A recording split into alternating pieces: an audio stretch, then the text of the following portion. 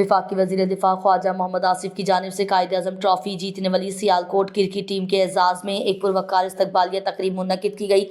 ہمارے bureau chief Sialkot Noman Chaudhry کی report کے مطابق اس تقریب کے مہمان خصوصی وفاقی وزیر داخلہ اور chairman Pakistan cricket board PCB Mohsin Naqvi تھے، جبکہ دیگر معززین اور ٹیم آفیشلز نے بھی خصوصی طور پر شرکت کی۔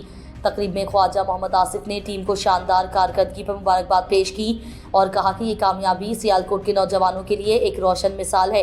دوران تقریب انہوں نے چیئرمین PCB محسن نقوی سے سیالکوٹ میں ایک کرکٹ اسٹیڈیم کی تعمیر کی درخواست کی تاکہ یہاں کے کھلاڑیوں کو بین الاقوامی معیار کی سہولیات میسر آ سکیں۔ مزید برآں خواجہ آصف نے اسلام آباد موٹر وے منصوبے کی جلد از جلد تکمیل کی درخواست بھی کی تاکہ سیالکوٹ کے عوام کو سفری سہولیات میں آسانی فراہم کی جا سکے۔ تقریب کے اختتام پر ٹیم اور مہمانوں کے لیے خصوصی عشائیے کا اہتمام کیا گیا، جہاں حاضرین نے سیالکوٹ کرکٹ ٹیم کے کارنامے کو خراج تحسین پیش کیا۔